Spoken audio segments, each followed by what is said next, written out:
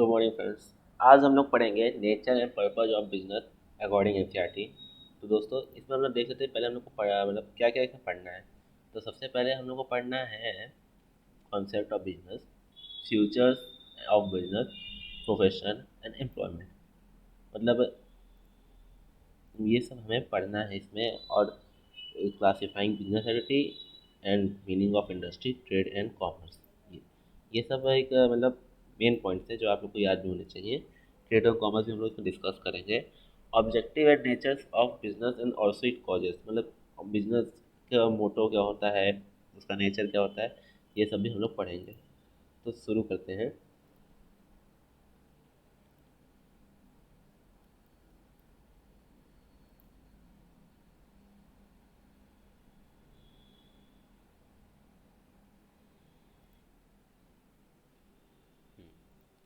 तो शुरू करते हैं। तो पहले हम लोग को पढ़ना है बिजनेस। तो बिजनेस दोस्तों इसमें हम लोग पढ़ेंगे, और मतलब बिजनेस का पहले मीनिंग समझ लेते हैं, डेफिनेशन क्या है। Business is a type of economic activity, जो कि इंट्रोडक्शन है इसलिए मैं बता दे रहा हूँ। Business is a type of economic activity in which production of goods, procurement of goods and sale of goods and services to the motive of profit on regular basis is known as business. तो चलिए शुरू करते हैं। तो business से पहले हम लोग ह्यूमन एक्टिविटी के बारे में पढ़ लेते हैं। ह्यूमन की क्या एक्टिविटी होती है? जनरली दो टाइप की एक्टिविटी ह्यूमन की एक्टिविटी होती है, ये हम लोग क्लास 10 में भी पढ़े थे इकोनॉमिक्स में। All human beings have different types of needs. So, in order to fulfill those needs, they have to perform some or the other activity. Human activities are classified into economic and non-economic activity. Economic activity are those activity objective is to earn money and to create wealth. मतलब तो जो activity जिसकी objective बस earn money करने के लिए और profit earn करने के लिए हो, उसे इकोनॉमिक एक्टिविटी कहते हैं। और those activities does have not those activities which does not have any motto of earning money is known as non economic activity. जैसे social, psychological, emotional need, patriotism, love, sympathy, ये सब non economic activity है। मतलब कल को आप अपने दोस्त की मदद कर रहे हैं तो वो एक नॉन इकोनॉमिक एक्टिविटी है।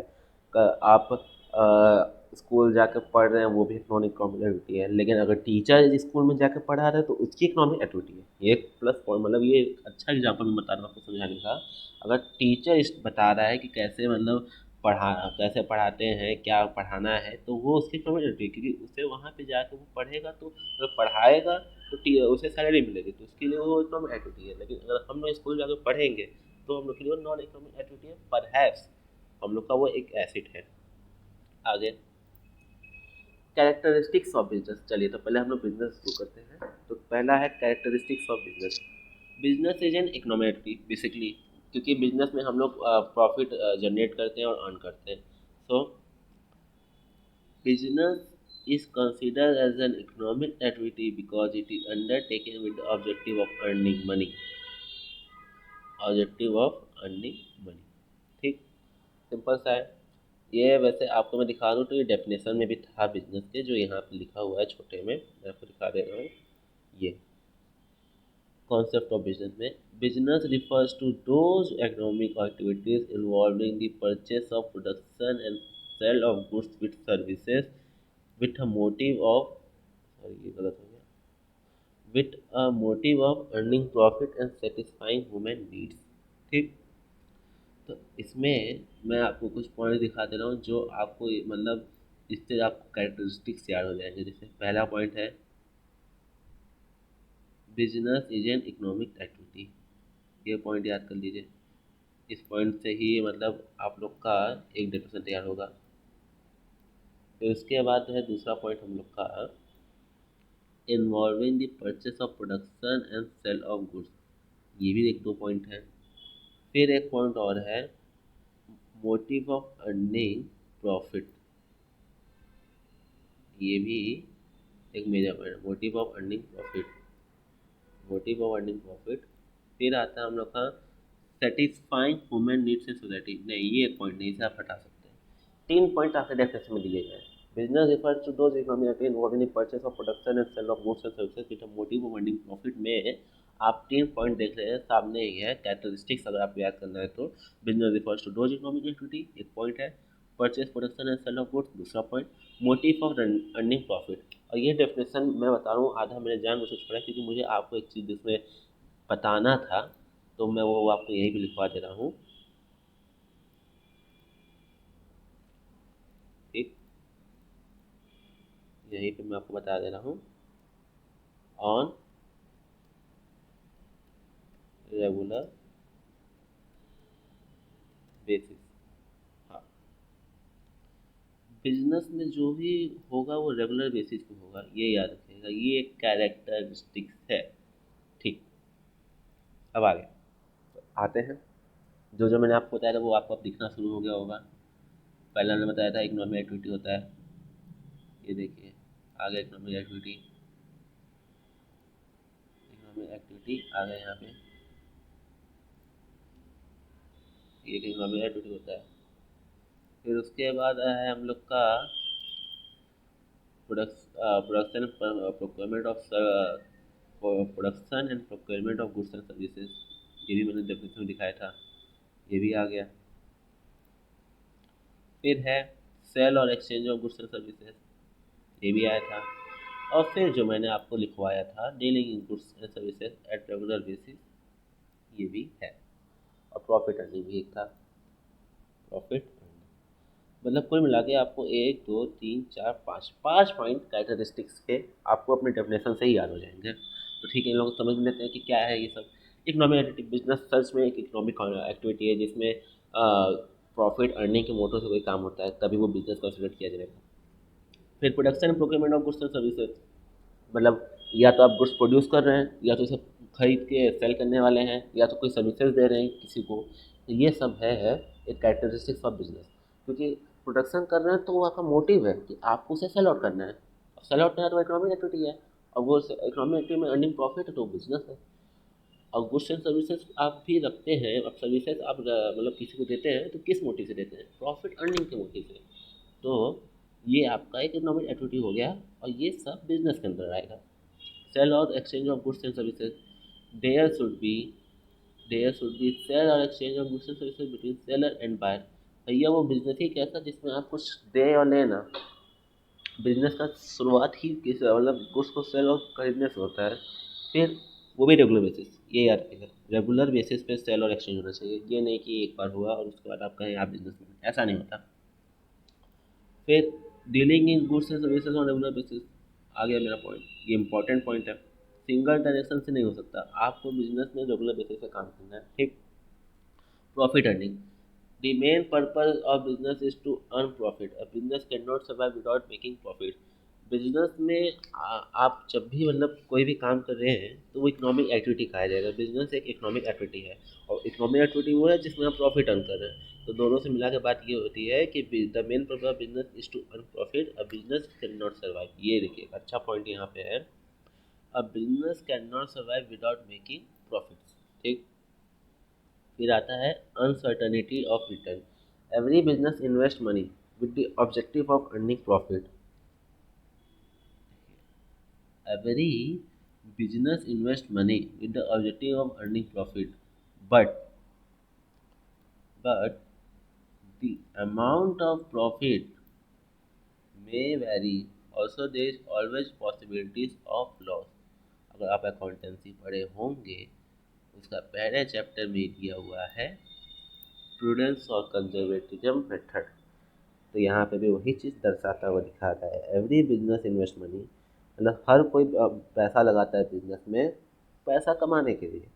लेकिन हमेशा ये तय नहीं रहता कि जितना मैंने लगाया उतना ही मुझे मिलेगा, और कहीं कहीं तो लॉस भी हो सकता है। तो बिजनेस में हमेशा रिटर्न की अनसर्टेनिटी रहती है। फिर एलिमेंट ऑफ रिस्क, बाकायदा बिजनेस में एलिमेंट ऑफ रिस्क है। भाई बहुत रिस्क है, जब अनसर्टेनिटी ऑफ रिटर्न है तो रिस्क भी है, कुछ भी हो सकता है, गुड्स चल सकते हैं, बिजनेस बंद हो सकता है, लॉस ज़्यादा हो सकता है। अब इस सब का आपका कंट्रोल भी नहीं है कि आप ये कैसे मैनेज करेंगे, ये इस पर आप कोई कंट्रोल भी नहीं कर सकते। तो बिजनेस हमेशा अनसर्टेनिटी ऑफ रिटर्न होता है। तो कैरेक्टरिस्टिक्स ऑफ बिजनेस, उम्मीद है कि आप एकदम अच्छे से समझ गए होंगे। तो आगे बढ़ते हैं। अब मैं बढ़ता हूँ, या सीधा मैं आपको दिखाई देता हूँ एक चार्ट, जिससे आपको आपका एक सिंपल सा मतलब बिजनेस प्रोफेशन एम्प्लॉयमेंट आपको एकदम तुरंत आसान तरीके में एकदम अच्छे से समझा दिया जाए। तो है बिजनेस, इसका मोड ऑफ इस्टेब्लिशमेंट। चलिए आगे देखते हैं। मोड ऑफ इस्टेब्लिशमेंट बिजनेस का, तो बिजनेस का मोड ऑफ इस्टेब्लिशमेंट है promoters decisions and registration. Promoter decision registration under the formalities as prescribe by law. ये सारे डिसीजन जो भी होते हैं इसमें ये लॉ से लिए जाते हैं। फिर उसके बाद है मेंबरशिप ऑफ मतलब प्रमोटर डिसीजन का रजिस्ट्रेशन। बिजनेस में प्रमोटर से रजिस्ट्रेशन का जो भी डिसीजन होता है वो मतलब बिजनेसमैन ओनर्स होता है, वो सब लॉ के द्वारा होता है। लेकिन प्रोफेशन में क्या होता है, membership of a professional body, membership of a professional body और सर्टिफिकेट ऑफ प्रैक्टिस। मतलब प्रोफेशन में मैं आपको प्रोफेशन का डेफिनेशन बता देता हूँ। Profession is a type of economic activity which requires special skill और knowledge to earn profit and having a practice of it and experience of it. तो प्रोफेशन में आपको एस्टेब्लिशमेंट के लिए मेंबरशिप चाहिए। जैसे आप सीए बन रहे हैं तो आपको ICAI institute of chartered accountant of India से आपको मैं उसकी सर्टिफिकेट चाहिए कि आप, हाँ, आप ऑथराइज सीए हैं और आप मतलब जो भी करेंगे हम उसे आप मान लेंगे। तो वही, और डॉक्टर के लिए जैसे आपको लाइसेंस चाहिए, आपको जज बनने के लिए बार काउंसिल ऑफ इंडिया का लाइसेंस चाहिए। तो ये सब जो है, ये सब आप मेंबरशिप आपको देते हैं कि आप ऑथराइज्ड हैं। तो उसका मोड ऑफ स्टैब्लिशमेंट प्रोफेशन का ऐसे होता है। और एम्प्लॉयमेंट का सर, जैसे आप इंटरव्यू देते ही हैं। एम्प्लॉयमेंट में क्या है, आप इंटरव्यू देते हैं और इसमें service contract of letter of appointment, service contract और लेटर ऑफ अपॉइंटमेंट मिलता है। जैसे आप इंटरव्यू देते हैं तो आपको मिलता है ना कि आप अपॉइंट हो गए, तो ये उसका स्टेटमेंट ऐसे होता है। फिर है आपका nature of work. Nature of work में आते हैं। Nature of work, goods and services provided to the public. मतलब बिजनेस में क्या होता है, गुड्स और सर्विसेज सेल आउट होता है और बाय आउट होता है, यही दो चीज़ होता है। तो एक सेकेंड।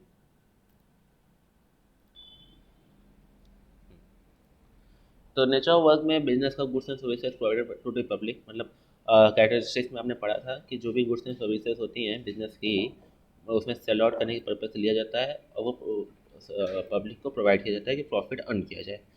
फिर उसके बाद आता है हम लोग का प्रोफेशन। प्रोफेशन में पर्सनलाइज सर्विस और expert of nature. Personalise service और एक्सपर्ट नेचर मतलब आप उसे क्या देते हैं। आप सीए हैं तो आप क्या ज़रूरी आप कोई गुड्स नहीं देते हैं, आप उसे एक तरह की सर्विस देते हैं जिसमें आप एक स्किल सर्विस देते हैं। जैसे आप अगर किसी का बैलेंस शीट बना के दे रहे हैं या फिर डॉक्टर आपकी सर्जरी कर रहा है, तो ये सब जो प्रोफेशन है उसको आप एक पर्सनलाइज सर्विस देते हैं, मतलब जो आप ही कर सकते हैं वो चीज़ देते हैं। तो प्रोफेशन में ये होता है। और उसके बाद आता है हम लोग का एम्प्लॉयमेंट। एम्प्लॉयमेंट में performing work by assign work by the employer. Performing work assigned by the employer मतलब कि जब आप अपॉइंटमेंट लेटर में जो आपको मिला रहता है उसमें आपको जो करने के लिए दिया रहता है कि आपने जिस लिए अपॉइंट किया था, आपको जिसके लिए अपॉइंट किया गया था, जो वर्क आपको करने के लिए दिया गया था आपको वही करना रहता है। फिर फिर आता है आपका क्वालिफिकेशन। क्वालिफिकेशन में देखिए बिजनेस में तो कुछ नहीं चाहिए भाई। बिजनेस में आपको बिजनेस करना आना चाहिए बस, और कुछ बहुत नहीं चाहिए। आपको सिर्फ मिनिमम क्वालिफिकेशन कुछ नहीं चाहिए, बस थोड़ी बहुत पढ़ाई लिखाई चाहिए कि भाई गुणा गणित हो जाए, दो दूनी चार होता है इतना पता चल जाए, बस यही हो जाए, और कुछ नहीं चाहिए। और लेकिन प्रोफेशन में education and training in specialised field, आपको एकदम अच्छी एजुकेशन, जो चीज़ आप, जैसे आप सीए बनने जा रहे हैं तो आपको कोई सीए की पढ़ाई, लॉ करने जा रहे हैं तो आपको क्लैट एलएलएम ये सब पास आउट, डॉक्टर करने जा रहे हैं तो एमबीबीएस, ये सब करके आपको पढ़ना रहता है। तो सीए मतलब ये प्रोफेशन में आपको एक education and training in specialised field, मतलब एक स्पेशलाइज्ड फील्ड में आपको ट्रेनिंग और चाहिए जिसमें आपको मेंबरशिप और सर्टिफिकेट मिल पाए। एम्प्लॉयमेंट में मिनिमम क्वालिफिकेशन इज एसेंशियल। मैं सच कहूँ तो एम्प्लॉयमेंट वो चाहिए जिसके लिए आप करने जा रहे हैं। Those qualification are essential for which you are going to work. सीधी बात।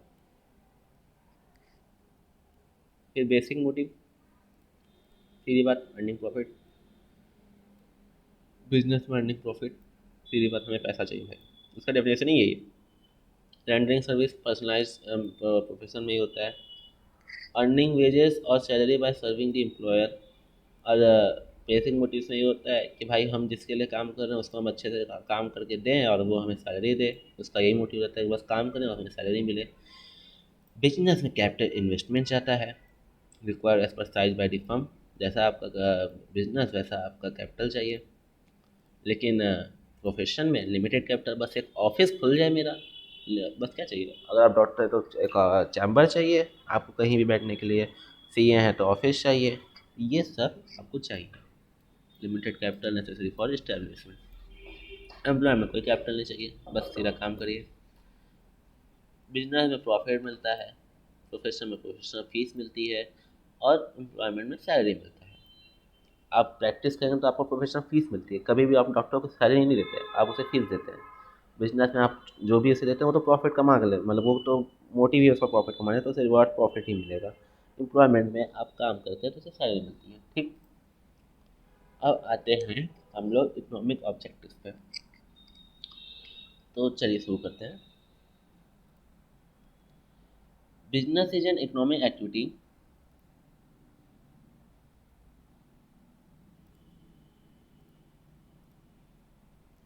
Business is an economic activity. Therefore, its purpose is to show economic result. Economic objective of business are follows. इसमें business is economic activity and therefore its purpose to show economic result. अब भाई जो economic activity है तो profit earn करेगा, तो उसे economic result भी तो दिखाने रहेंगे। तो इकोनॉमिक मोटो के क्राइटेरिया से बिजनेस क्या है, मतलब बिजनेस इकोनॉमिक के हिसाब से क्या है। आइए देखते हैं। अर्निंग प्रॉफिट सबसे पहला।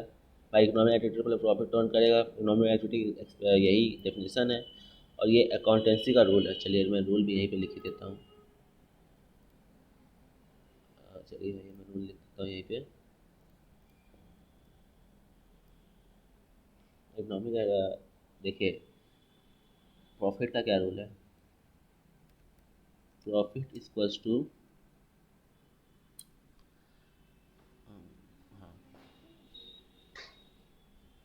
मोर इनकम इनकम ओवर एक्सपेंडिचर। भाई profit equals to more income over expenditure, मतलब surplus amount of income over expenditure is known as profit. ये आपको पढ़ना रहेगा इस अकाउंटेंसी में भी। ठीक। तो आइए शुरू करते हैं हम लोग यहाँ पे। तो इकोनॉमिक एक्टिविटी में earning profit, profit mean excess income over expenditure. ठीक। उसके बाद है the foremost and prime objective of every business is to earn profit. भाई सीधी बात है, हम लोग यहाँ पे पढ़े भी थे। यहाँ पे basic motive earning profit by satisfying need of society. तो यहीं पे यहाँ पे भी लिखा हुआ है the foremost and prime objective of every business is to earn profit. अब business can not survive without earning profit. देखिए यहाँ पे सर्विस लिखा गया गलती से, मैं इसे सही कर देता हूँ। survive without earning profit. Not only for survival but it also require growth and expense of business। भाई जो भी बिजनेस कर रहा है तो सिर्फ वो profit, continuous profit is market saturation. अब ये मैं आपको समझाऊँ इस तरीके से कि ये देखिए मैं ग्राफ बना दे रहा हूँ पहले। एक सेकंड।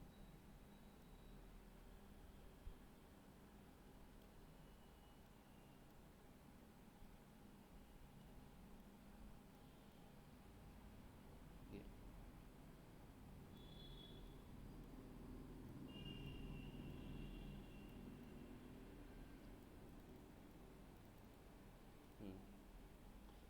मेरा थोड़ा ग्राफ टेढ़ा बनेगा क्योंकि जगह कम है।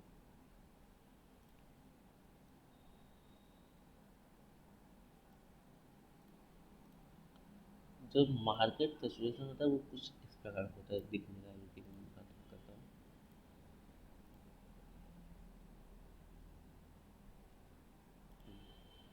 मार्केट का सिचुएशन होता है वो कुछ इस प्रकार का होता है।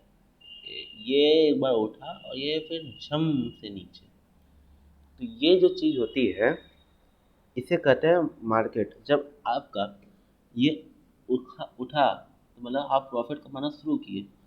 ये उठना ज़रूरी है। अगर आप कंटिन्यूअसली प्रॉफिट कमाएंगे तो आपका क्या होगा, ये ग्राफ ऐसे जाएगा सीधा। और सीधा जाने का मतलब है नहीं। और एक टाइम आएगा जब आप मैक्सिमम में पहुंचोगे और कुछ डिसीजन लॉस या मतलब कुछ होगा आपके साथ ऐसा, तो आप एक सेचुरेशन पे आ जाओगे। यही बिजनेस का मोटो है। यही, और कुछ नहीं, बस यही बिजनेस का मोटो है। यही बिजनेस का मोटो है। ठीक। तो ये आप समझ गए बिजनेस में मतलब प्रॉफिट कमा रहे हो और आपको कंटिन्यूस प्रॉफिट कमाना है। ये बिजनेस में होना ज़रूरी है। मतलब आप ये नहीं कि थोड़ा बहुत कमा के छोड़ दिए और ये सब आप मतलब कमा के आप रहने दिए, उसके बाद आप एक मतलब सीधा कमा रहे हो, मतलब ज़्यादा कमा नहीं रहे हो। एक टाइम पे आया आप रुक गए, तो वो नहीं। आपको लगातार कमाना है। तो अर्निंग प्रॉफिट समझिए। Market standing, creation of customer, business can survive. आइए।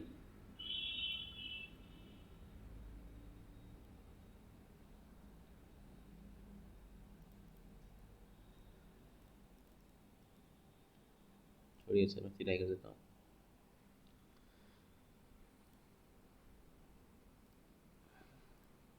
Business can survive for longer period if only if able to capture big share in the market and thus has market standing. It is possible only when provide goods and services to satisfy the needs and wants of customer. Therefore, creation satisfaction of customer market is important objective. मतलब business can survive for longer period only if able to capture a big share. अगर आप market में ज़्यादा मतलब आप समझिए, आप आज बिग बाजार डी मार्ट का आज मतलब एक ऑप्शन लेते हैं। बिग बाजार क्यों बिक गया? क्योंकि डी मार्ट का इतना ज़्यादा कैपिटल शेयर है मार्केट में। इतना वो सुपर मार्केट में सबसे ज़्यादा डी मार्ट फेमस है। तो उसके सामने बिग बाजार सर्वाइव नहीं कर पाया, इसलिए बिक गया। इसलिए it is compulsory that you have a large market share in a market. उसके बाद it is possible only when business provides the goods and services to satisfy the needs and wants to consumer. Their creation and satisfaction of customer market is an important objective of business.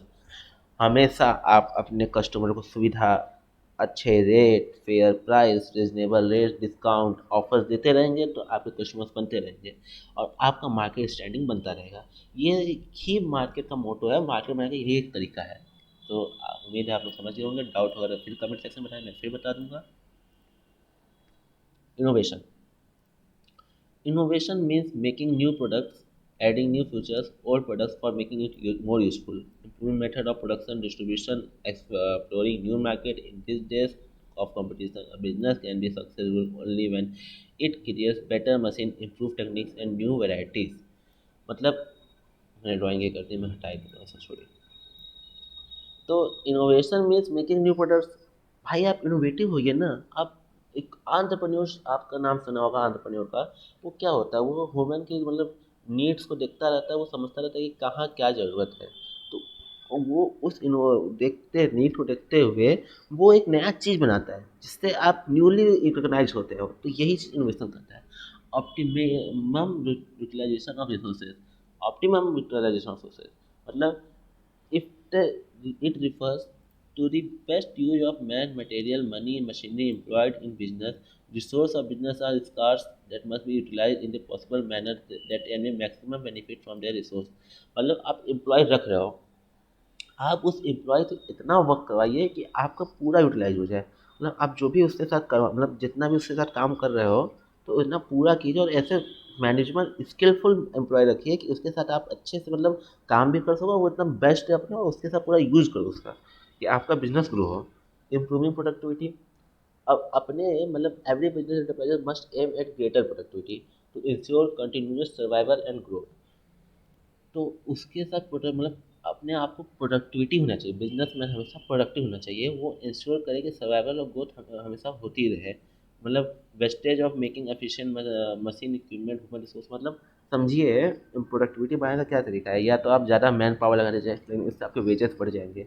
इसलिए आप try करिए, introduce कीजिए new machinery का, जिससे आपका man power कम हो, investment one time हो, लेकिन उससे आपकी प्रोडक्टिविटी इंक्रीज हो। ठीक। फिर आते हैं सोशल ऑब्जेक्टिव्स पे। सोशल ऑब्जेक्टिव्स भी होते हैं बिजनेस के। Business is an integral part of society.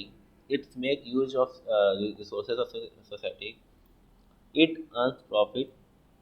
It earns profit to by selling its products or services to members of society. So it becomes obligatory on the part of do something for the society to important social objectives of business as follow. ये chapter 6 में आपको पढ़ना भी है, आप अभी थोड़ा सा समरी देख लीजिए। है ना। आप अगर कंज्यूमर्स को गुड्स बेच के कुछ प्रॉफिट कमा रहे हो, तो आपकी भी रिस्पॉन्सिबिलिटी है कि आप अपने कंज्यूमर्स की तरफ भी कुछ ध्यान दो। और कंज्यूमर्स यानी कि सोसाइटी। तो जब आप अपनी सोसाइटी पर रिस्पॉन्सिबल होगे, तो आपको लोग ज़्यादा रिकॉग्नाइज करेंगे। ये तरह से आपका एक साइड में ही आपका एक अच्छा गुडविल क्रिएट होगा। तो देखिए क्या क्या सोशल ऑब्जेक्टिव है। Quality of goods and services at fair price, मतलब अच्छे चीज़ें देना अच्छे दाम पे। उसके बाद avoidance of anti social and unfair trade practices, मतलब ये नहीं कि आप होर्डिंग ब्लैक मार्केटिंग कर रहे हो, एडल्ट्रेशन कर रहे हो, ये सब नहीं। आप अच्छे मतलब सोशलिस्ट होइए और अच्छे काम करिए। अब बेकार ट्रेड प्रैक्टिसेस नहीं कि मतलब फुट शॉर्ट करके आप मतलब रेट हाई कर देना, ये सब नहीं करना चाहिए। जनरेशन ऑफ एम्प्लॉयमेंट, मतलब आपकी भी रिस्पॉन्सिबिलिटी होती है कि आप जो बिजनेस कर रहे हो उससे आप एम्प्लॉयमेंट जनरेट कर सको और आगे भी आप बढ़ा सको। ठीक। ये हो गया, आप सोशल ऑब्जेक्टिव भी समझ गए। अब मैं आता हूँ एम्प्लॉय वेलफेयर कम्युनिटी सर्विसेज। ना एम्प्लॉय जो है आपका है, आपके अंडर जो काम करता है, ये भी एक सोशल ऑब्जेक्टिव है कि एम्प्लॉय जो आपके अंडर काम करता है, वो उसको एक वैल्यूएबल एसेट समझिए आप, कि वो हमारे लिए सरप्लस है। वो हमें अच्छा बैकअप मतलब बैकअप प्रोवाइड करता है, वो अच्छा काम करेगा तो हमें भी प्रॉफिट होगा, तो हम भी उसका ध्यान रखें। फिर कम्युनिटी सर्विस, ये एक नया टॉपिक है। Business should contribute something to the society where it is established and operated library, dispensary, education। मतलब आप जितना ज़्यादा कमाते हो, जैसे आप देखते हो कि हॉस्पिटल अंबानी वो सब दान देते हैं। क्यों देते हैं? क्योंकि उन्हें रिस्पॉन्सिबिलिटी है। आप इतना कमा रहे हो तो आपको भी मतलब कुछ करना चाहिए सोसाइटी के लिए। इसलिए देखिए बहुत लोग लाइब्रेरी, डिस्पेंसरी सब बनाते हैं। ठीक। फिर हम लोग आते हैं role of profit in business. अब भाई, प्रॉफिट का रोल क्या है बिजनेस में? बिजनेस में प्रॉफिट होना चाहिए, ये समझ में आ गया, लेकिन क्यों होना चाहिए? आइए जानते हैं। For long survival. अगर आज मतलब मैं आपको बताऊं, अगर आज अंबानी एशिया के टॉप 10, मतलब नहीं सॉरी, एशिया में कर दिया, मैं वर्ल्ड के टॉप 10 बिलियनियर में से एक है, मतलब पर्सन है, तो क्या वो वहीं पे रुक जाए? नहीं, वो वहाँ अगर कभी तो वो 47 नंबर पे थे, आज वो 10 पे हैं। क्यों? क्योंकि वो लगातार प्रॉफिट को अपने सरप्लस करते गए और आज एक दिन ऐसा आया है कि वो एशिया के टॉप 10 में आ गए हैं। अरे सॉरी, एशिया के सॉरी मतलब बहुत ही आगे हैं। मैं वर्ल्ड की बात कर रहा हूँ, मैं बार बार एशिया बोल दे रहा हूँ। वर्ल्ड के टॉप 10 में आ गए हैं। क्यों? क्योंकि वो लॉन्ग सर्वाइवल के लिए प्रॉफिट ज़्यादा आती है। और आज के डेट में वो लगातार प्रॉफिट इतना बनाते गए कि वो आज इतने ज़्यादा हो गए। तो बिजनेस के लिए भी लॉन्ग सर्वाइवल के लिए, बिजनेस के लॉन्ग सर्वाइवल के लिए हमेशा हम लोग को प्रॉफिट इंक्रीज और लगातार बढ़ाना चाहिए कि बिजनेस हम लोग का चलता रहे। उसके बाद ग्रोथ एंड एक्सपेंशन। भाई जब हम लोग को प्रॉफिट होगा तभी हम लोग उसमें और कैपिटल इन्वेस्ट कर पाएंगे और कैपिटल मिल भी पाएगा। तो हम लोग को जब मिलेगा तो हम लोग उससे और बिजनेस को बढ़ा पाएंगे, फैला पाएंगे। इंक्रीजिंग एफिशिएंसी, मतलब इससे हम लोग एफिशिएंट हो पाएंगे। बस प्रॉफिट जब इंक्रीज होगा तो it is best for owners and worker, क्योंकि जो पुराने ओनर्स होंगे उन्हें मतलब पुराने वर्कर्स जो होंगे उन्हें भी मज़ा आएगा कि मैं जिसके साथ काम कर रहा हूँ वो इंक्रीज हो रहा है, हमारी सैलरी इंक्रीज हो रही है, हमारे पर ध्यान दिया जा रहा है। ये सब भी बस प्रॉफिट से ही होगा, नहीं प्रॉफिट होगा तो कुछ नहीं होगा। For building prestige and recognition. भाई देखिए, आप जब तक कुछ नहीं कमाए तब तक आपको कुछ नहीं जानता। अगर आज आप पढ़ रहे हैं, क्लास 11th में हैं, तो जब तक आपको नौकरी ना मिल जाए तब तक आप कुछ नहीं है। इसी हिसाब से समझिए कि प्रॉफिट जब तक नहीं कमा रहे हैं तब तक कोई रिकॉग्निशन नहीं है भैया, सब बेकार है।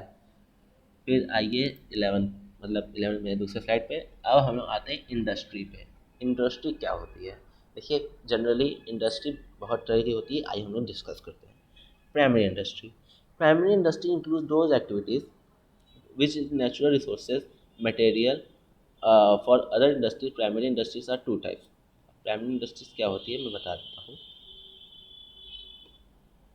Primary industries are those activities those activities through which the natural resources are used to provide raw material।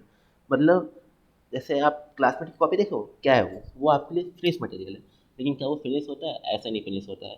वो पहले आप उसका रॉ मटेरियल पेड़ के छाल, वो पेड़ के छाल एक कंपनी देगा, वो छाल से क्लासमेट उसको मतलब पेजेस बनाएगी, फिर बाइंड करके आपको दे देगी, तो वो आपका फाइनल गुड्स हो गया। लेकिन जो रॉ मटेरियल जिसने प्रोवाइड किया, पेड़ का छाल, जो एक नेचुरल रिसोर्स है पेड़ का छाल, वो जब क्लासमेट वालों ने खरीदा उससे, जो पेड़ का छाल वाला जो बनाने वाला काम किया, वो उसका प्राइमरी इंडस्ट्री कहलाएगा। अब देखिए, प्राइमरी इंडस्ट्री दो टाइप्स होते हैं। Extractive industry refers to those industries which under something is extracted out of earth, water, air, coal, iron, farming, mining, lumbering, hunting and fishing one under this category। Best example लेना चाहूँगा मैं, अडानी। अडानी को जानते ही होंगे आप सब, आज के डेट में सबसे अच्छे मतलब रईस बिजनेस में से एक हैं, उन्हें आप सब जानते ही होंगे। तो जो अडानी है वो आज मतलब एक कोल कॉन्ट्रैक्ट लिए हैं सरकार से। तो उसमें वो क्या करते हैं, मतलब आपके घर जो बिजली आती है तो वो ऐसे नहीं आती है, उसे मतलब टरबाइन से चलाया जाता है। तो जो कोल का यूज़ होता है, मतलब कोल एक जगह मतलब एकदम पूरे अच्छे से घेरा बना के अंदर खुदाई होके अर्थ से एक्सट्रैक्ट किया जाता है कोल को। वो जो काम हुआ वो आपका एक्सट्रैक्टिव इंडस्ट्री होगा, क्योंकि आप उसको अर्थ के अंदर जाके वहाँ से कोल निकाल रहे हो। तो ये आपका एक्सट्रैक्टिव इंडस्ट्री हो गया, जो एक प्राइमरी इंडस्ट्री के क्राइटेरिया में आ गया, क्योंकि ये आपका फाइनल गुड्स तो है नहीं, लेकिन है तो भाई गुड्स। मतलब बताया ना क्लास में वाला एग्जाम्पल से, पेपर का छाल आपके लिए पेपर तो है नहीं, लेकिन वो एक रॉ मटेरियल है जिससे पेपर बनेगा, तो वो प्राइमरी इंडस्ट्री हो गया। अब बिजली आपके लिए फाइनल गुड है, लेकिन वो बनेगा किससे? कोल से। तो कोल आपकी एक्सट्रैक्टिव इंडस्ट्री का पार्ट है, जो प्राइमरी इंडस्ट्री के अंडर आता है, और मतलब जिसके अंदर ये काम होता है। समझिए, सिंपल सी बात है भाई, प्राइमरी इंडस्ट्री के दो पार्ट होते हैं, extractive industry, genetic industry. Extractive industry में वो आएंगे जो अर्थ से बाहर मतलब अर्थ से खोद के निकलते हैं, यही एक्सट्रैक्टिव इंडस्ट्री में आता है। अब देखते हैं जेनेटिक इंडस्ट्री में क्या आता है। Genetic industry refers to those breed and animal vegetables are improved and made more useful. Poultry farm, dairy farming, fish hatchery, cattle breeding। Genetic industry हम उसे कहते हैं जिसमें breed of animal and vegetables are improve made more useful. मतलब जैसे दूध, अमूल जो काम करता है, अब अमूल भी एक अच्छा एग्जाम्पल बन गया प्राइमरी इंडस्ट्री में ही। अमूल क्या दूध खुद से निकालता है क्या? नहीं, वो सारे दूध वालों से, मतलब गुजरात में जितने भी दूध वाले हैं उन सबसे दूध कलेक्ट करता है और वो सप्लाई करता है। तो जो दूध जिससे कलेक्ट करता है वो सब प्राइमरी इंडस्ट्री वाले आएंगे, और उन लोगों का काम क्या है, वो लोग मतलब एनिमल्स से दूध लेते हैं, और वो लोग का वो काम मतलब अर्थ से तो डग आउट नहीं किया, तो वो एक्सट्रैक्टिव इंडस्ट्री हुआ नहीं, तो वो क्या, वो जेनेटिक इंडस्ट्री हुआ। उसमें उन लोग गाय का दूध लेके अमूल को देते हैं। Primary industry going to make a product by finishing it. फिर आते हैं हम लोग सेकेंडरी इंडस्ट्री पे। तो सेकेंडरी इंडस्ट्री भी समझ लेते हैं। तो secondary industry, under this industry new products are manufactured by using previously things. Secondly, under this industry, new products are manufactured by using previously produced things. Producing cotton is primary industry and manufacturing cloth out of cotton is secondary industry। मैं सीधा बताऊं, दूध का ही example अच्छा मुझे मिला, मैं अमूल को लूँगा। आज सब लोग दूध पी के ही आए होंगे, चाय तो पीते ही होंगे बहुत लोग। अंडर दिस इंडस्ट्री मतलब आप समझिए, अमूल ने दूध लिया प्राइमरी इंडस्ट्री वालों से, सीधी बात, मैं अब नहीं घुमाऊंगा ज़्यादा आपको। और उसने दूध लिया, उसे पास्चराइज मेरे हिसाब से पास्चराइज किया, उसके बाद उसने पैकेट में पैक करके उसे दे दिया। तो अगर जिसने अमूल से दूध लिया वो प्राइमरी इंडस्ट्री है, तो अमूल क्या है? Secondary industry. भाई उसने वो दूध को फाइनल किया, सेल आउट किया, काम खत्म। तो सेकेंडरी इंडस्ट्री उसी को कहेंगे जिसमें products are taken by primary industries and produce it into the final goods. And ये भी दो टाइप्स के होते हैं। आइए टाइप्स क्या है इसके types. Manufacturing industry, construction industry, tertiary service industry, यही तीन है जनरली, मतलब दो ही रहते हैं। ये टर्शियरी सर्विस तो अलग से आ गया है, क्योंकि इसमें आप जो टर्शियरी सर्विस इंडस्ट्री है उसमें आप प्राइमरी गुड्स नहीं लेते, तो ये एक है सेकेंडरी इंडस्ट्री का पार्ट है, लेकिन इसे आप कह नहीं सकते। तो manufacturing industry, this industry convert raw materials और semi finish products into finish product. सीधी बात, अमूल का दूध भाई बना लिया, उसे बना मतलब पैक किया, बेच दिया फाइनल प्रोडक्ट में, तो हो गया काम। यही होगा मैन्युफैक्चरिंग इंडस्ट्री। अब इसमें भी 4 पार्ट्स हैं। Analytic, different things are manufactured out of one material. Petrol, diesel, gasoline out of crude oil. ये एग्जांपल मैं लेना चाहूँ तो मैं किससे लूँ, आपको मैं समझाऊँ तो राइस मिल, आप जानते हैं राइस मिल? राइस मिल पता है क्या होता है? किसान हमारा प्राइमरी इंडस्ट्री होता है जो हम लोग को धान देता है। अब धान को कूट के राइस मिल में धान को कूटा जाता है, जो चावल निकलता है। तो सुनिए, कहानी बहुत अच्छी है, राइस मिल की कहानी मैं बता रहा हूँ क्योंकि यही एक एनालिटिक इंडस्ट्री में आता है। तो उसमें होता क्या है, चावल जो निकलता है फाइनल गुड्स है वो भी, तो वो निकलता है धान से, एक गुड्स तैयार हुआ। लेकिन चावल के साथ जो उसका छिलका रहता है धान का, मतलब चावल का जो छिलका हुआ धान, उसे हम लोग कहते हैं भूसी, आपके यहाँ हस्क कर दीजिए इंग्लिश में। तो वो जो हस्क है वो भी सेल आउट होता है, तो वो भी गुड्स होगा। मज़े वाली बात सुनिए, जो चावल हम लोग फिनिश लेते हैं लंबे लंबे दाने, और उसके साथ जो छोटे दाने होते हैं वो अलग करके अलग पैक किया जाता है, तो वो भी एक गुड्स हुआ। मतलब एकदम हमारे पास कितने गुड्स हुए हैं, एक हस्क हुआ, एक राइस हुआ, एक उसके बाद एक ब्रोकन राइस हुआ। अभी एक और है बचा हुआ है, जो चावल निकलता है ना उसे हम लोग साफ करते हैं, और जो साफ करने के बाद जो गर्दा बचा रहता है, मतलब धूल बची रहती है, डस्ट बचा रहता है, वो डस्ट भी सेल आउट होता है भाई, और उसे कहते हैं हम लोग पॉलिश। मतलब 4-5 गुड़ सिर्फ एक थान से निकलता है। तो वही है एनालिटिक इंडस्ट्री, मतलब चीज़ एक निकले सब, मतलब 5-6 गुड्स उसमें से। फिर आते हैं प्रोसेसिंग इंडस्ट्री में। Processing industry, those industry wherein useful things are manufactured by making raw material to pass through different production process like steel from iron ore, sugar and paper industries। मतलब useful जो consumer की day by day में use हो, उसे raw material, मतलब जैसे जमशेदपुर में Tata industry है, स्टील इंडस्ट्री, तो वो आयरन ओर से स्टील बनाती है। ये सब जो काम होता है वो सब प्रोसेसिंग इंडस्ट्री में होता है। सिंपल सा, ज़्यादा हार्ड नहीं है। फिर आता है synthetic industry, many raw material mix to produce more useful products, paint, cosmetic, cement, more chemical अपना प्राइमरी। जैसे आप पेन का एग्जांपल लो, सबसे अच्छा एग्जांपल मैं बता रहा हूँ पेन का। प्लास्टिक आप किसी एक और कंपनी से खरीदोगे, उसका वो जो निप है किसी और कंपनी से खरीदोगे, इंक कहीं और से लोगे, उसका मतलब जितनी भी चीज़ है सब कहीं और से लेके उसको एक जगह बस असेंबल कर दिया, तो वो आपका बन जाता है सिंथेटिक इंडस्ट्री। जैसे मैं एग्जांपल असेंबलिंग इंडस्ट्री का दे दे रहा हूँ आपको, थोड़ा थोड़ा ये असेंबलिंग इंडस्ट्री से मिलता जुलता हो जाएगा। आप सिंथेटिक में ये आइए कि और जैसे कपड़ा बनाना, हाँ ये एग्जांपल सही है, कपड़ा सिंथेटिक से आप कपड़ा याद भी कर लोगे। तो सिंथेटिक इंडस्ट्री में होता क्या है, जैसे कपड़ा जैसे बनता है तो कपड़ा में पहले धागा लिया जाता है, सफ़ेद धागा, मैं आपको बता दे रहा हूँ, सफ़ेद धागा रहता है, वो कलर बाद में होता है। सफ़ेद धागाओं को एक साथ लेके उसे यार्न किया जाता है, और उसे मतलब एक मतलब हर कलर में बनाया जाता है, फिर हर कलर में उसे मतलब डिजाइन बनाया जाता है, फिर उसका उसमें पेंट लिया जाता है किसी कंपनी से, उस पेंट में उसे भिगोया जाता है, फिर उसका सुखाया जाता है। मतलब धागा कहीं और से, कॉटन कहीं और से, पेंट कहीं और से, लेकिन फाइनल प्रोडक्ट क्या है, साड़ी आया। तो ये जो चीज़ है यही है सिंथेटिक इंडस्ट्री, और आपको सिंथेटिक से ये याद नहीं चाहिए। ठीक। फिर आता है assembling industry, wherein the parts manufactured by different industries are assembled to produce new use and useful products, example computer, watches, car etcetera. Phone बहुत यूज़ हुआ है आजकल, 2 साल में बहुत ही यूज़ हुआ फ़ोन। फ़ोन का एग्जांपल सबसे बेस्ट है। It is a part of different industry are assembled to produce new and useful product. मतलब एक फ़ोन में बैटरी चाइना की रहती है, प्रोसेसर चाइना का रहता है, बॉडी इंडिया की रहती है, और उसके बाद earphone jack, camera lens, display, इतने सब चीज़ें होती हैं। सब कहीं ना कोई कंपनी, आपको पता है जितनी भी डिस्प्ले है जो एमोलेड आती है वो सब सैमसंग बनाती है क्या? लेकिन एप्पल सैमसंग का है क्या? नहीं, वो दूसरी है, लेकिन डिस्प्ले सैमसंग का। समझ रहे हैं, यही बात है। जितनी भी कंपनियां हैं वो सब कुछ ना कुछ प्रोडक्ट बनाती हैं, लेकिन जो असेंबल करता है मतलब वो सब प्रोडक्ट को जोड़ के एक फाइनल प्रोडक्ट बनाता है उसे कहते हैं हम लोग मोबाइल। तो ये जो चीज़ हुआ मतलब फाइनल प्रोडक्ट, क्या आप प्रोसेसर अलग यूज़ कर सकते हो, क्या आप बैटरी अलग यूज़ कर सकते हो, डिस्प्ले अलग नहीं, सबको एक साथ ही लोगे तभी यूज़ होगा। तो इसी को कहते हैं हम लोग असेंबलिंग इंडस्ट्री, जहाँ पे हम लोग सब कुछ लेके एक साथ यूज़ बना मतलब जोड़ के एक चीज़ बनाते हैं। फिर आता है कंस्ट्रक्शन इंडस्ट्री। अब मैन्युफैक्चरिंग इंडस्ट्री मैंने 4 पार्ट समझा दिए, चारों पार्ट आपको समझ में आए होंगे उम्मीद है।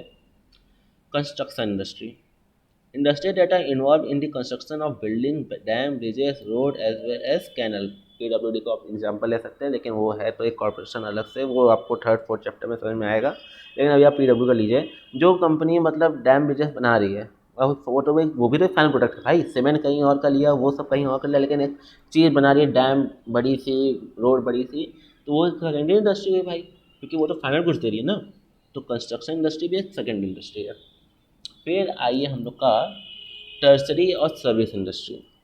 Include those services help business to move smoothly move smoothly, bank, insurance, storage, advertising. ये समझाने की ज़रूरत तो मुझे नहीं लगती होगी आपको, क्योंकि आपने क्लास 10 9 सब में पढ़ा है कि क्या होता है ये। मतलब भाई आप गुड्स को अगर कहीं और पहुंचाना है, केरला पहुंचाना है, जो केरला जाएगा कैसे, ट्रांसपोर्टेशन से जाएगा। तो जो ट्रांसपोर्टेशन का जो आपने खर्चा लिया, तो और उसने उससे आपने अपनी सहायता ली और उसने आपका गुड्स केरला पहुंचाया, तो जो ट्रांसपोर्टेशन वाला जो बंदा है वो टर्सरी इंडस्ट्री के अंदर आता है। बस इतना समझिए, ज़्यादा ना समझिए इसके बारे में, क्योंकि आप ये पहले से जानते हैं। मैंने एग्जाम्पल दे दिया, उम्मीद है आपको नहीं समझ में आया होगा, तो आप कमेंट सेक्शन में बता सकते हैं। अब आते हैं कॉमर्स, मतलब हम लोग का क्या क्या खत्म हो गया, आइए यहाँ पे देखते हैं। चलिए, कॉन्सेप्ट ऑफ बिजनेस खत्म, features business of features of business professional employment खत्म, classifying business activity and meaning of industry खत्म। अब आते हैं ट्रेड एंड कॉमर्स पे। चलिए शुरू करते हैं।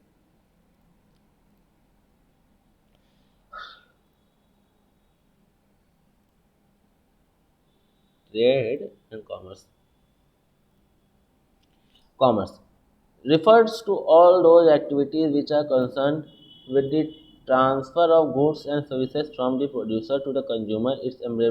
Embraces all those activities which are necessary for maintaining free flow of goods and services। मतलब commerce refers to those activities which are concerned to transfer of goods, मतलब goods को कहीं भेजना, services को मतलब कुछ देना, या फिर producer to consumer, मतलब कोई गुड्स आप अपने बनाए हो वो किसी को दिए, या फिर कोई गुड्स आप लिए और वो किसी को दिए, मतलब खरीदे और वो किसी को दिए, या फिर कोई सर्विस किसी को दिए, मतलब बायर से लेकर सेलर तक की जो जर्नी है वो कॉमर्स में आती है। It embrace all those activity which are necessary for maintaining a free flow goods and services. मतलब इसमें जितनी भी एक्टिविटीज है, मतलब जितनी भी टेंशन हेडेक आता है एक बिजनेसमैन को उस सेलर तक को वो चीज़ देने में, वो सब को जो भी एक्टिविटी में जो फ्री फ्लो हो, मतलब कि आसानी से हो, वो कॉमर्स। आइए शुरू करते हैं। Function of commerce are as follow, देखते हैं। Removing the hindrance of person by marking goods available to the consumer from the producer to trade. Trading के द्वारा जो टेंशन रहता है कि मार्किंग गुड्स जो कंज्यूमर्स को चाहिए वो मिल सके प्रोड्यूसर के द्वारा। Transportation remove hindrance of place by removing goods from the place to production to market for sale. ये सब आपको भी पढ़ना है एड्स ऑक्सिलरीज टू ट्रेड में, अभी आगे पढ़ने वाले हैं, आप एक समरी रिवाइज कीजिए। मतलब ट्रांसपोर्टेशन है वो हम लोग का जो हेडेक, जो मतलब एक सेलर बायर का हेडेक होता है सेलर को मतलब गुड्स पहुंचाने का, वो कम करता है। मतलब सीधा ट्रांसपोर्टेशन से हम लोग कहीं भी गुड्स पहुंचा सकते हैं आसानी से। Storage and warehousing activities remove the hindrance by time facilitating holding of stock goods to be sold as when required. मतलब आप ये समझिए कि वैसे आप जयपुर में बिजनेस खोले हैं और आपको उत्तर प्रदेश में गुड्स देना है। अब आप जयपुर से उत्तर प्रदेश में कितना खर्चा आएगा, लेकिन और उसका उनको तुरंत चाहिए, मतलब आज ऑर्डर है और आपको आज ही गुड्स उत्तर प्रदेश से पहुंचाना है। क्या ये पॉसिबल है कि आप जयपुर में से उत्तर प्रदेश एक दिन में ट्रक के द्वारा गुड्स पहुंचा पाएंगे? नहीं। इसके लिए आपको वेयर हाउस बनाना पड़ते हैं, छोटे छोटे वेयर हाउस, जहाँ पे आपने गुड्स सप्लाई करते हैं, और जब आपको ऑर्डर आता है तो आप वेयर हाउस से वहाँ पे पहुँचा देते हैं। तो यही काम होता है स्टोरेज और वेयर हाउसिंग का, जो एक ट्रेड है, मतलब ट्रेड का एक हिस्सा है कॉमर्स का। Insurance remove hindrance of risk of loss damage of goods due to death fire accident. मतलब इंश्योरेंस के द्वारा आप कोई भी मतलब लॉस से बच सकते हैं। सीधी बात, इंश्योरेंस आपको जो रिस्क होता है लॉस और डैमेज का वो कम करता है या फिर थोड़ा बहुत आपकी सहायता करता है, जब वो आप में से 25% 75% ऐसे ऐसे दे देता है जब आपका कुछ लॉस होता है तो। Banking remove hindrance of finance, banking remove hindrance of finance by providing funds to a business for acquiring, purchasing raw materials and meeting other expenses. जब भाई आपको जब बिजनेस एक्सपेंड करना है तो आपको प्रॉफिट तो चाहिए, लेकिन आपको अगर सरप्लस कैपिटल चाहिए, मतलब प्रॉफिट तो आपको मिलता ही रहेगा, लेकिन वो क्या तुरंत ही इतना नहीं दे सकता है कि आपको और तुरंत ही बिजनेस बढ़ा ले। लेकिन अगर आपको बिजनेस तुरंत बढ़ाना है तो आप बैंकिंग का सहायता ले सकते हैं, जिससे आपको फाइनेंस कैपिटल मिलेगा और आप एसेट्स को मतलब ज़्यादा ज़मीन, ज़्यादा रॉ मटेरियल, ज़्यादा मतलब खर्च मतलब मीट कर सकते हैं। रोज़ की ज़रूरतें जो हैं बिजनेस चलाने में वो सब आप मीट कर सकते हैं। Advertising remove hindrance of information bye informing consumers about goods and services available in market. भैया एडवर्टाइजिंग क्या करता है, वो एक टेंशन हटा देता है। मतलब क्या पहले होता था कि 10 साल 15 साल 20 साल लग जाते थे कि आपको फेमस, भैया यही है नानक साहब की दुकान, यहीं से आप सामान ले लो। 20 साल लगता था कि नानक साहब का नाम फेमस होने में। आज की डेट में भाई लैपटॉप है, कंप्यूटर है, मोबाइल है, जहाँ भी एड चला तो फेमस होगा ये ऐप। तो ये कॉमर्स की ऐड है। अब commerce include two types of activity. चलिए ये भी आते हैं, देख लेते हैं क्या क्या होता है भाई। सेकेंड बता continue.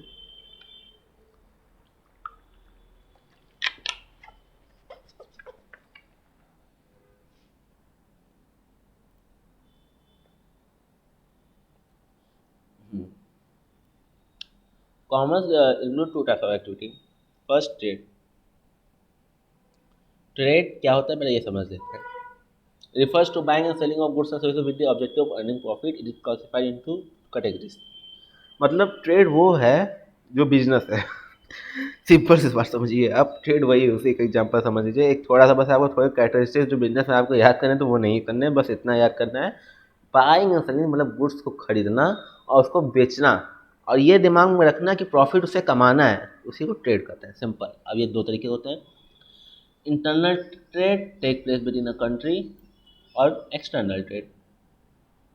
Those trade which take place within a country, मतलब आप उत्तर प्रदेश से केरला गुड सप्लाई कर रहे हो अर्निंग और प्रॉफिट मोटिव से, तो वो इंटरनल ट्रेड आएगा। और एक्सटर्नल ट्रेड वो है जो ट्रेड आप इंडिया से दुबई शिफ्ट कर रहे हो, मतलब जैसे चावल हो गया, वो इंडिया से दुबई बहुत जाता है, तो वो जो ट्रेड है वो एक्सटर्नल ट्रेड हो गया। अब इंटरनल में दो प्रकार के ट्रेड होते हैं, होलसेल ट्रेड, रिटेल ट्रेड। अब इसमें क्या होता है कि आप एक बल्क बायर हो और एक बल्क सेलर हो, दोनों बात है। मतलब आप जो हो, मतलब आप कंपनी से सीधा बल्क में गुड्स खरीदते हो और उसे सप्लाई करते हो बल्क में ही, मतलब दुकानदारों को कि आप बेचिए, और उनको भी मार्जिन देते हो छोटा, मतलब आप भी उसमें थोड़ा सा मार्जिन कमा लेते हो। एक तरह से ये वेयर हाउसिंग हो गया, ये थोड़ा सा सस्त, मतलब एक एग्जाम्पल ऑफ वेयर हाउसिंग ये हो गया कि जैसे आप जयपुर में हो, आपको गुड्स चाहिए उत्तर प्रदेश में, तो आपने मतलब जैसे बल्क में ले लिया है, अब आप उसे दे रहे हो किसी मतलब कि छोटे मोटे रिटेलर को, लेकिन वो भी बल्क में ले रहा है, और आप उसमें से थोड़ा सा प्रॉफिट मार्जिन कमा ले रहे हो, तो इसे कहते हैं होलसेल ट्रेड। और रिटेल ट्रेड ये होता है कि भाई जब जो कस्टमर, मतलब आप दुकानदार जब होलसेलर से लेके जब कस्टमर को बेचता है तो उसे रिटेल ट्रेड करते हैं, जिसमें वो कस्टमर से डायरेक्टली कमाता है। उसके बाद आता है हम लोग का एक्सटर्नल ट्रेड। उसमें है ट्रेड बिटवीन टू और मोर कंट्रीज। एक्सटर्नल हमने बता ही दिया, इंडिया से दुबई जा रहा है तो वो हो गया एक्सटर्नल ट्रेड। तो इसमें होता है import trade. If goods are purchase from other country it is called import trade. मतलब कि हम दुबई से खजूर मंगवा रहे हैं, चलो भाई खजूर का एग्जाम्पल ले लो, क्या दिक्कत है। हम लोग दुबई से खजूर मंगवा रहे हैं तो वो हम लोग का इम्पोर्ट ट्रेड हो गया। और हम लोग दुबई को चावल दे रहे हैं तो हम लोग का एक्सपोर्ट ट्रेड हो गया। मतलब गुड्स खरीदो तो इम्पोर्ट, गुड्स दो तो sale. Entrepot where goods are imported for export to other country. मतलब Indian firms may import some goods from America and export to service to Nepal. मतलब इंडियन गवर्नमेंट ने, एक एग्जांपल मैं अच्छा दूंगा, मतलब श्रीलंका आपके बीच में आता है, चाइना, बांग्लादेश और इंडिया, नहीं नहीं ये आप थाईलैंड ले लीजिए, हाँ थाईलैंड सही एग्जाम्पल रहेगा। मतलब सीधी बात, ऐसे नहीं ऐसे दिखाता हूँ। इफ थोड़ा छोटा कर देता हूँ। इफ थोड़ा ज़्यादा छोटा हो गया।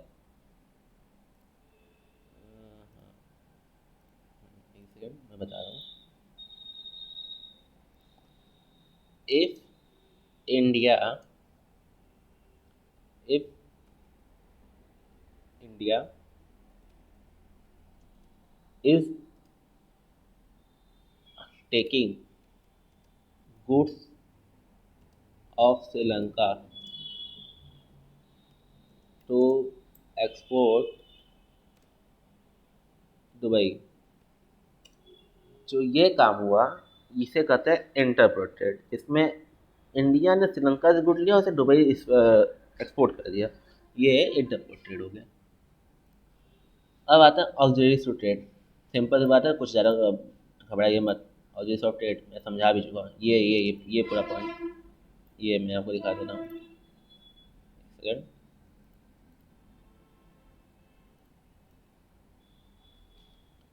ये पूरे पॉइंट जो आपने याद किए थे ये सारे मैं अच्छे से दिखा दे रहा हूँ, उसे आपको याद रहे। ये पूरे पॉइंट जो हैं, removing the hindrance of person by making the consumers for good server for the consumers through trade, transportation, storage and warehousing, insurance, banking, remove hindrance, advertising, ये सभी ऑक्सिलरी ट्रेड है और कुछ नहीं। मैं बताया ना, आज आपको पढ़ना है, चलिए पढ़ लेते हैं।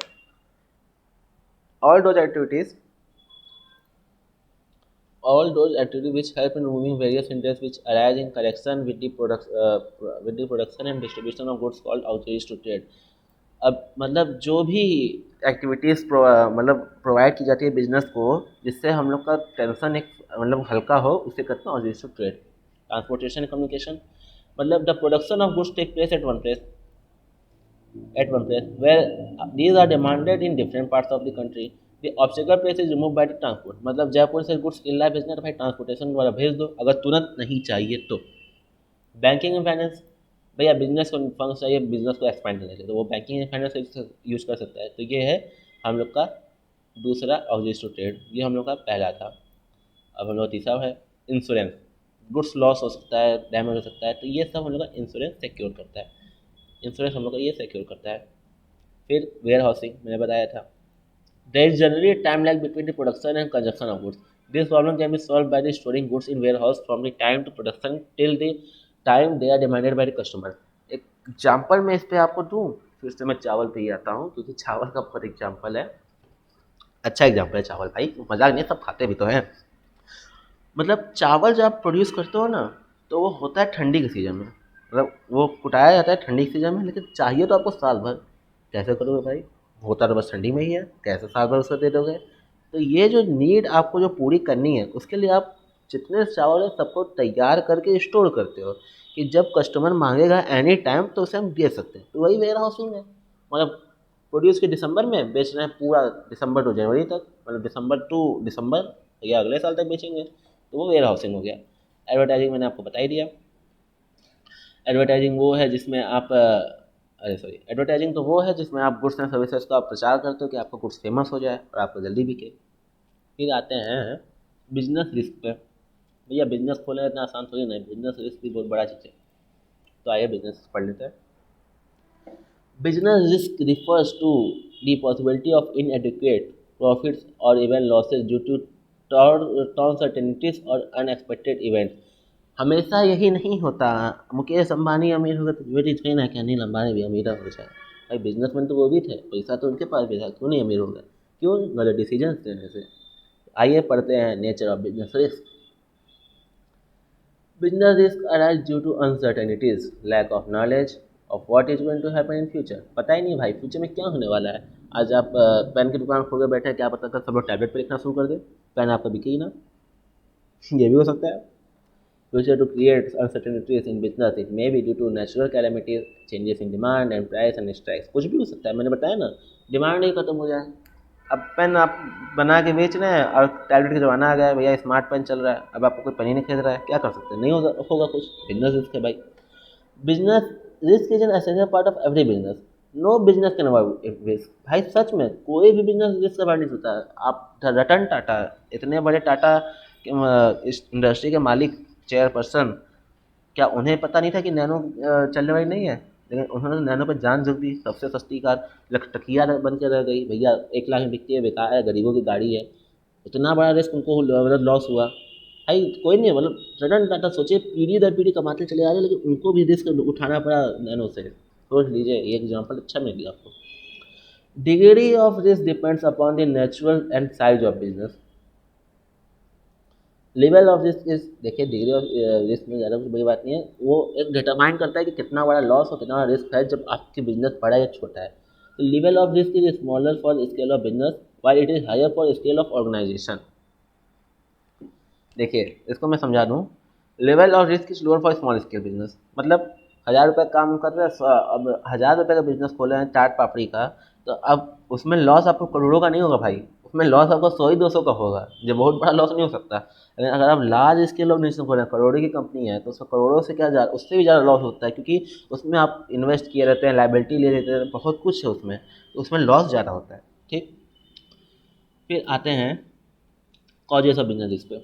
नेचुरल कॉजेस, भाई फ्लड आ गया, धंधा पानी बंद हो गया, बिजली चली गई, अर्थक्वेक आ गया, ये सब नेचुरल कॉजेस है। ह्यूमन कॉजेस, एम्प्लॉय ने आपको स्ट्राइक कर दिया, जाइए, केयरलेसनेस हो गई, आपने ध्यान नहीं दिया कुछ, बिजनेस में रिस्क आ गया, भाई मैनेजमेंट की गलती हो गई कुछ, ये सब ये हुआ था। आपको मैं बता दूं, मारुति सुजुकी मतलब जब हरियाणा में था, तो उसमें एम्प्लॉय ने स्ट्राइक कर दिया, तो अब भाई हरियाणा प्रोडक्शन बंद हो गया 2 महीने तक।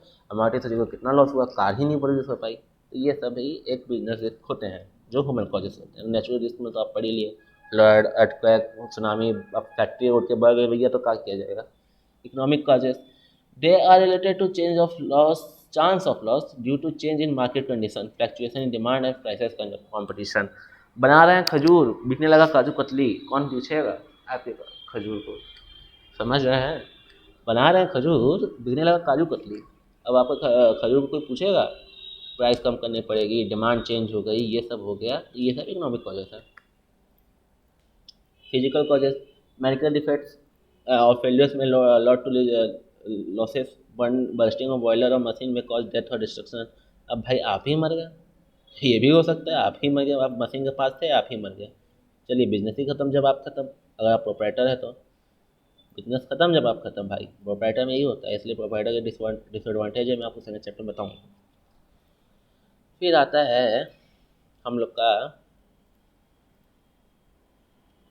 सीधा ये बाल, मतलब माइंड मैपिंग, जिसमें आपको सब दिख जाएगा कि क्या क्या इसमें आपको कैसे कैसे पढ़ना है। ये मैं आपको समझी देता हूँ। तो माइंड मैपिंग बहुत जरूरी चीज़ है, सच बता रहा हूँ।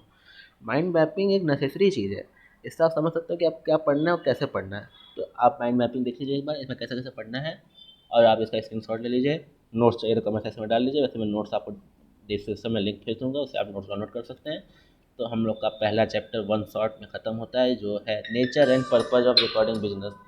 Nature and purpose of recording business, अरे nature and purpose of business, sorry मैं थोड़ा ध्यान से ही लगा, सॉरी। तो ये चैप्टर हम लोग का खत्म होता है, इसमें हम लोग सारे चैप्टर्स पढ़ लिए हैं। और किसी भी चैप्टर में डाउट हो कमेंट सेक्शन में जरूर बताएं, मैं आपको वो डाउट क्लियर करवा दूँगा। तो थैंक यू, वंदे मातरम।